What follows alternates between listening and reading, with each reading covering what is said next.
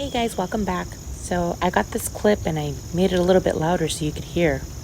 And I think you could hear them say that they found some of Brian's clothes. What do you think?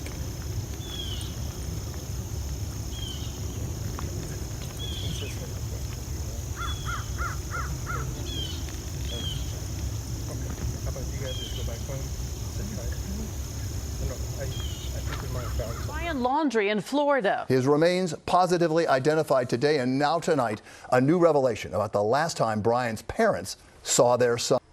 Around 5:30 Thursday evening, police arrived at the home of Chris and Roberta Laundrie to inform them their son Brian's remains had been positively identified. His parents are a mess. They're extremely upset. They're extremely distraught is the word I've been using, but I don't think that accurately describes it. Stephen Bertolino, the attorney for the Laundries and a longtime family friend of theirs on Long Island, says Brian's dad Wednesday discovered a bag belonging to Brian near a trail Brian used to hike. The FBI says that area of the Carlton Reserve near the Laundries' home had previously been underwater. When he did find it, there was in some sense, a relief, like, okay, here it is. What we've been saying that Brian is here, here it is. We told you he was here.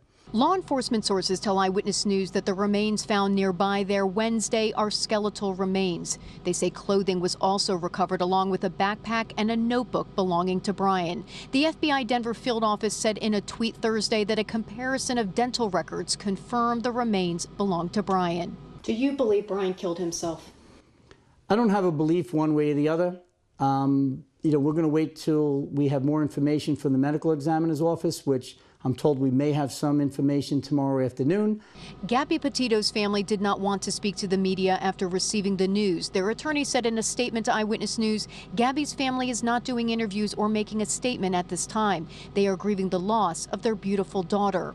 Bertolino says Brian's parents had feared when Brian left their home September 13th, 12 days after arriving home without his fiancée, that he may hurt himself. Chris and Roberta knew that their son Brian was grieving. They knew he was so upset, and they just couldn't control that he was leaving, and he left. He walked out the door, and Chris has said to me, I wish I could have stopped him, but I couldn't. So our viewers understand the main reason you are representing the Laundrie family is because you have a long personal relationship with them. I understand you received that grim news that we've just reported. How did you find out, and what exactly did you learn? Well, yes, good evening, Tom, and thanks for having me. The first thing is, yes, I've known the Laundrie family for over 25 years. Been friends with Chris Laundrie for a long time. I've seen both of his children grow up, Cassie and Brian. And I did learn of the unfortunate news that Brian's remains were confirmed today through Chris Laundrie. Chris had called me, let me know that police had come to his house this evening to inform them that the remains were positively identified. How were Brian's parents tonight? Well, Tom, I don't know you if you're a parent or not, but I'm sure every parent out there knows that getting the news that your child is no longer, with you is sad under any circumstances. The fact that the Laundries have been subjected to these people out in front of their house for the last 4 weeks, and they continue out there today, is just making it all the more difficult. Any idea or theory how Brian may have ended his life? I don't want to speculate. I try not to do that. I would hope people would stop doing that as well, especially with respect to this case and with respect to, the cause or how Brian came to be dead. I don't know. And, we'll wait for, if possible, some type of cause of death from the experts. Steve, I want to go back to yesterday and that big discovery. I know this is not the first time Brian's parents have aided in the search, but the Laundries did decide to go and help investigators yesterday, both parents. Explain to our viewers what exactly prompted that yesterday. Well, I think the prompt was that the park or the Myakkahatchee Environmental Creek Park was finally open to the public. My understanding, it was either open to the public on Tuesday or Wednesday, and Chris and Roberta decided that since it was open and available to them, they wanted to go and look for Brian by themselves. After speaking with me, I told them that I wanted to notify law enforcement so that we would have no issue. And, you know, I did text my contact at the Northport Police Department. The response I got was thank you for the heads up. And the law enforcement did show up at 7 a.m. at the park entrance to meet Chris and Roberta. What do you say to all those people out there who say this is really a strange coincidence? Both parents go out, mother and father, and then suddenly these big clues turn up, including what we now know are the remains of Brian Laundrie.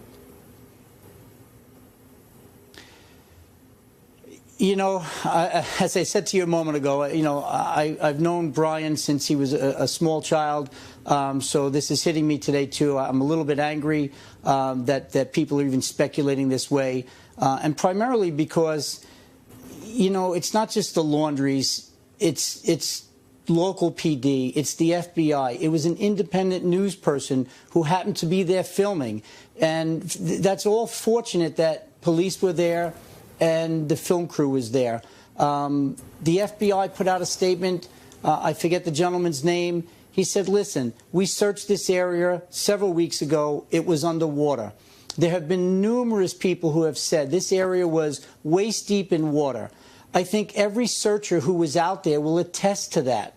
So people with firsthand knowledge of the conditions of that park have said that this was under 2 to 3 feet of water, and yet still John Q. Public can't get it in their head that these areas were inaccessible, and the items that were located today, or I should say yesterday, perhaps couldn't be seen.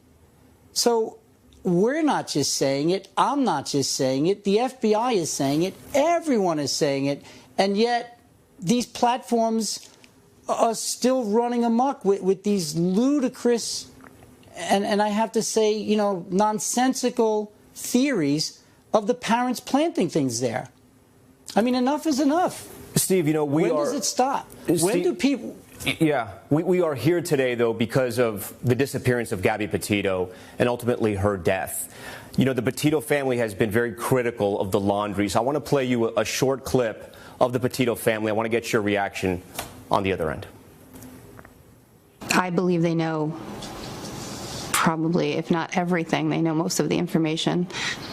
I would love to just face-to-face ask, why are you doing this? And just tell me the truth.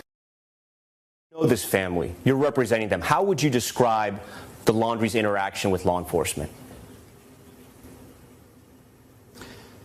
So, as I mentioned a couple of times today to other news organizations, today is not the day to discuss the Gabby Petito case. I understand that that was the impetus, that is the reason why all this is happening. But that doesn't explain why people come up with these nonsensical theories as to yesterday's events and some other events. It doesn't explain, Tom, why major news organizations just yesterday on Fox News, an anchor was accusing me of communicating with Brian with a burner phone until his solar power ran out and I could no longer communicate. That was from an anchor. You had pundits on CNN just last night with all kinds of theories. So my anger and my frustration, and when I say when does it stop, what I'm saying is when does it stop that these conjecturists, these theorists, people who have no firsthand knowledge, and specifically with yesterday's events, you have people with firsthand knowledge telling you how this played out, and yet people still don't believe it. So I'm going to focus on that. I'm not going to talk about the Petito family. They suffered. No, Tom, let me finish. Yeah. They suffered a grave loss. And on September 14th, when I first went on video, I said there are two families here that have suffered a great tragedy. There are two young people that have now lost their lives. There are parents that are suffering. Now, I understand that. Whatever happened or whatever didn't happen, whatever people know, this is tragic for two families. And anybody with a child and anybody with a sense of humanity can understand the frustration that both families feel. Steve, on that point, though, I hear you. I hear you on that point, though. You mentioned a date.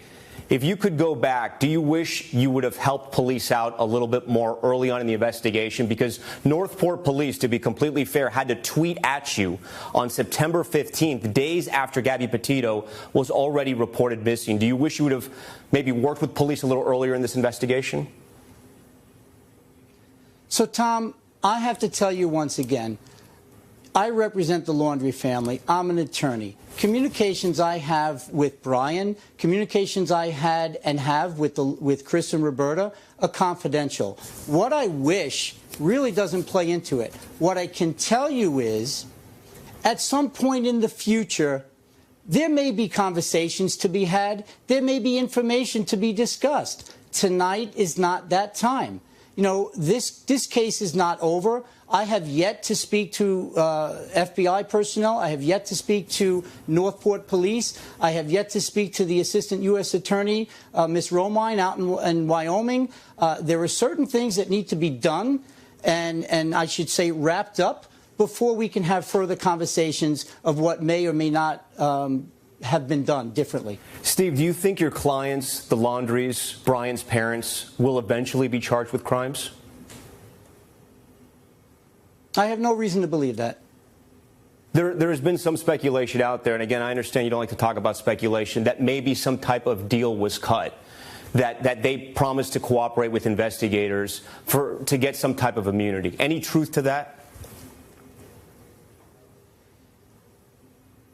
I can tell you no, there's no truth to that. What I can tell you is that conversations were had several weeks ago with the FBI with respect to certain charges. When questioned and when communications were had between myself and the FBI, I think it was realized that charges were not appropriate. There was never a threat. There was never a coercion. There was never a deal cut. But we're talking about misdemeanor charges? Would not have been... Steve, misdemeanor or felony charges? I don't know what level of crime or charge was in the mix. What I can tell you is there were conversations that were had, and I definitely want to be clear. There was no threat. There was no coercion on behalf of the FBI. There was no deals. There were certainly conversations, as one would expect happens in every criminal case. You always have conversations with the prosecutors about how the case may play out, as to what may be on the table, so to speak. Yes, those conversations were had, but no deal was cut. The Laundries have been cooperating with law enforcement, both locally and federally, since day one with respect to Brian. And explain to our viewers, the Gabby Petito case. Yeah, if you can explain to our viewers, because we've heard from so many people over the last several weeks on this case, but we've never heard from the Laundries, and there's a reason for that, correct? Absolutely, and I've said several times, I said it over a month ago, the reason you haven't heard from the Laundries is because I told them not to talk to anybody. I've taken the heat on that, I've accepted the heat on that, and as I've said even last night, as you know, any attorney, any defense attorney, and anybody who went to law school will tell you the same thing. You do not talk under any circumstances. And any pundit who goes on TV and says, oh, I have a law degree and this is immoral and unethical, you know what? You are wrong. This is the job and the role of a defense attorney. You tell your client, do not talk to law enforcement. Period. End of story. Did your clients know their son, Brian Laundrie, was going to disappear when he left the house that day? No, they did not. What I can tell you is that Brian was very upset when he left, and Chris conveyed to me several times that, you know, he wished he didn't let him go, but he couldn't stop him. So this has been a painful saga for them since September 13th. It's been a long haul, but Brian is a grown man, young man, 22 years old. He wanted to walk out the door. He was entitled to walk out the door. You know the Laundries personally. You've known them for several years. You've said that tonight here on Top Story. I want to ask you, what do you want America to know about the Laundries, and is there something they should know about them as parents? I would like America to know that exactly what you said. Chris and Roberta Laundrie are parents. They are just people. They have feelings. They have children. One of their children have just been confirmed as dead. It's sad under any circumstances. Gabby Petito notwithstanding, For any family, for any parent out there, this is a loss of a loved one. They're grieving. I would just respectfully ask people outside their home, go home, give it a break, get a good night's sleep, leave the Laundries alone, even for one night. Please and thank you. Do you see any scenario where the Laundries eventually reach out to the Petitos, to Gabby's family? As I said to you a moment ago, Tom, there are certain things that need to be, I'll use the term wrapped up. There are conversations that need to be had. When those conversations are had, perhaps at some point in the future, there will be, communication between the two families. I've communicated with Mr. Stafford in the past, the Petito family attorney. I'm sure he and I will be having conversations coming forward. And, what comes of those conversations will remain to be seen. Why today? Why did the parents choose today to go to the preserve? Well, it is my understanding that the preserve was only open to the public as of yesterday. So my clients reached out to me and informed me that they wanted to go into the preserve this morning, and I thought it would be wise to notify law enforcement of their intentions. I did so by text to my contact in the Northport Police Department, and they responded with thank you for the heads up, and then they met my clients there this morning. Why did they meet your clients there? Well, I presume they thought it would be a good idea just to accompany them in. They knew the press had been following my clients for weeks and weeks on end, and you'd have to ask them why they chose to come. They did not indicate to me last night that they would be there. They just, again, thanked me for the heads up. One quick question sideways, and then I want you to take me through what you understand of how the discovery was made. Why didn't the parents ask to go sooner during all these agonizing weeks? Well, the parents had assumed that the experts, the FBI, and all the tracking teams that they had would be able to locate Brian based upon the information that we had provided them to the specific areas and trails in the park that Brian liked to visit. The park had been closed to the public. There was really no other reason for the Laundries to go search anywhere else.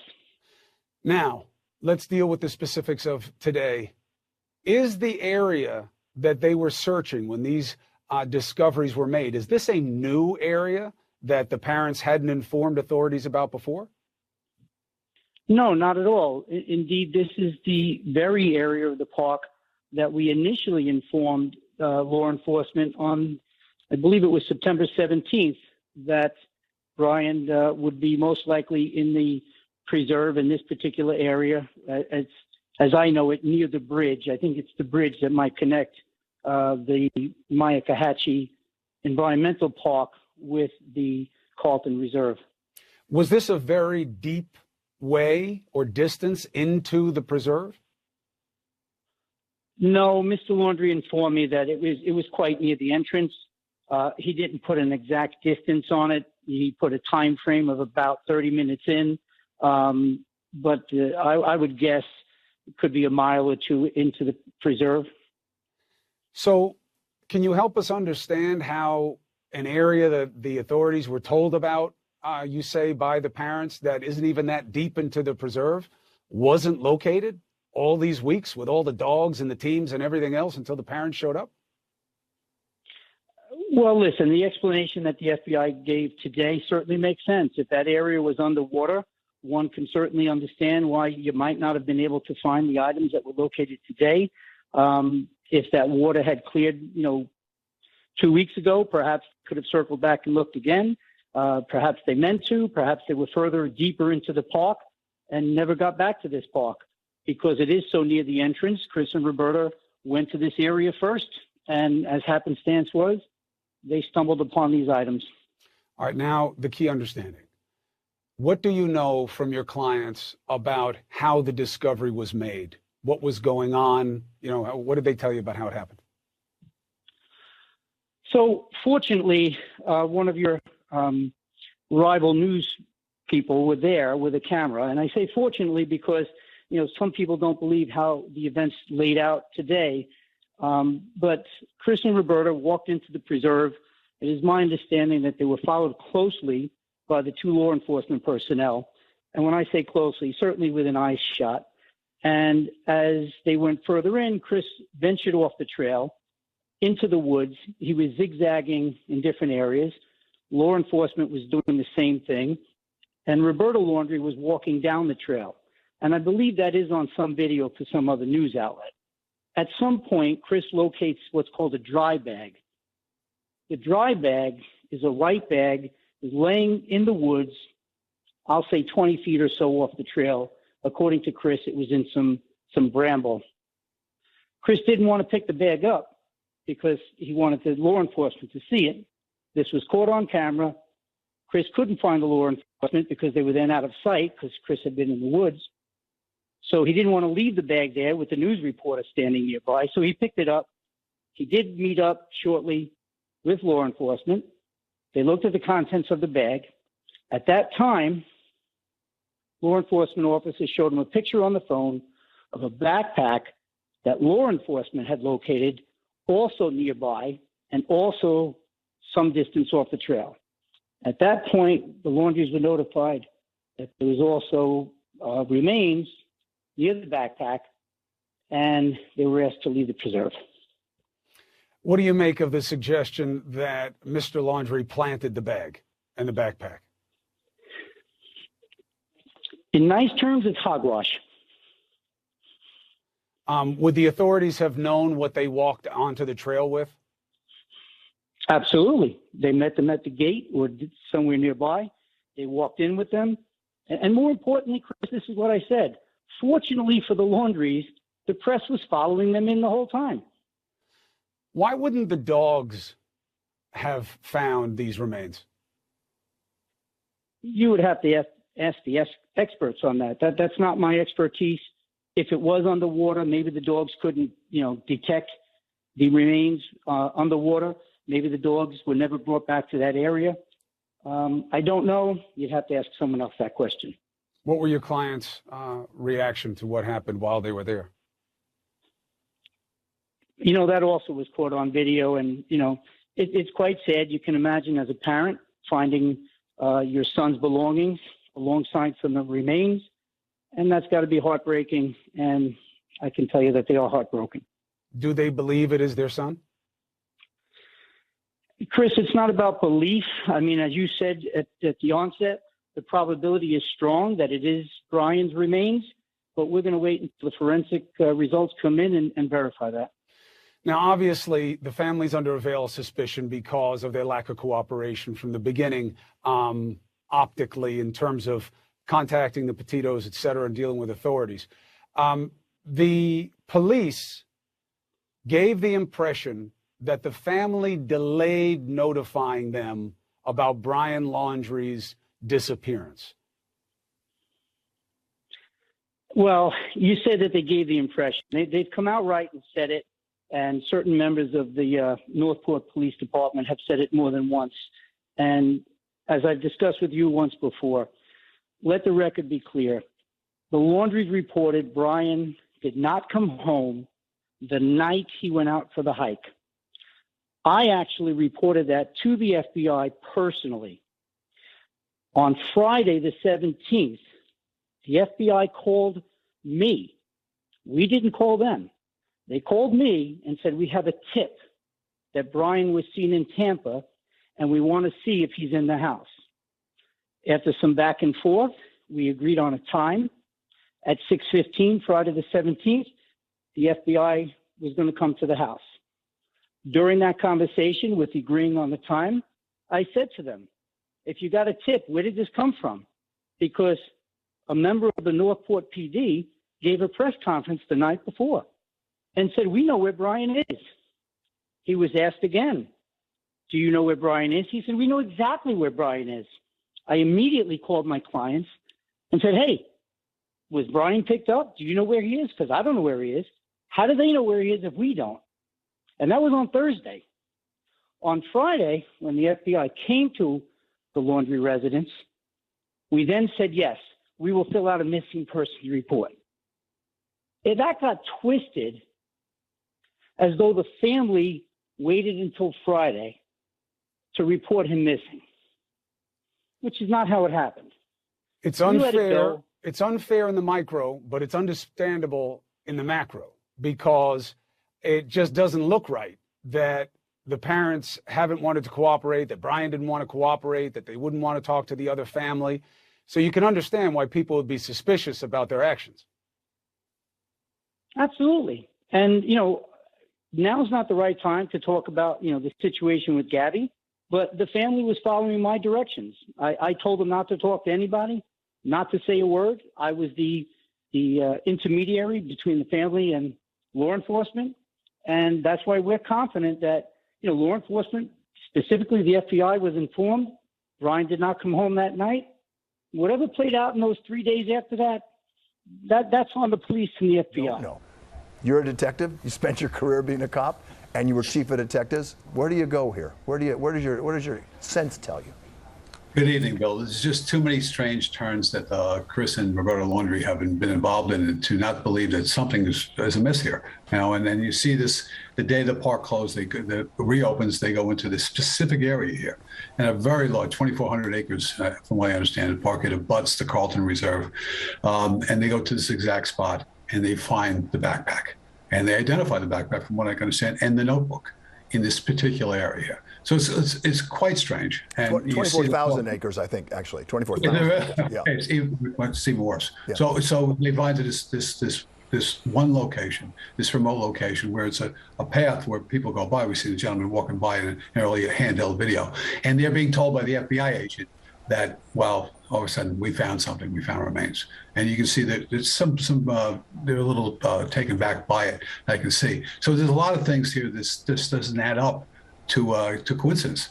So you wonder exactly how they got there, what they knew all along. If this does look like the final chapter in this thing, one of the final chapters in this case, I can tell you that just that they find remains nearby, and they find property nearby.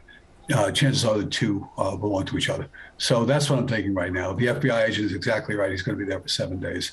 I've been at outdoor crime scenes. You have to cut down a lot of brush. You really have to give a very thorough search. It's not an easy thing. The dogs might bring you to other campsites where he was, but perhaps Brian was camping out there. The medical examiner responded. He did an initial investigation, and I believe the body will be removed for an autopsy inside a lab. And we'll know more. Right, because they'll do DNA tests on the human remains. I think the thing that Kristen came up with and what she focused on in her story today, and Kristen, correct me if I'm wrong, but let me ask Bob the first question, and then you can weigh in on this, is that last night, well, something happened because that place, that preserve, opened up for the public again yesterday. Somebody may have seen something because they called the police. They called the FBI and said, we're going there tomorrow. So how did they know to go there tomorrow? Did someone call them? Did they get a call from somebody or find a note from their son? We don't know. But what does your gut tell you? Because they called the FBI last night and said, we're going to go there tomorrow. Meet us there.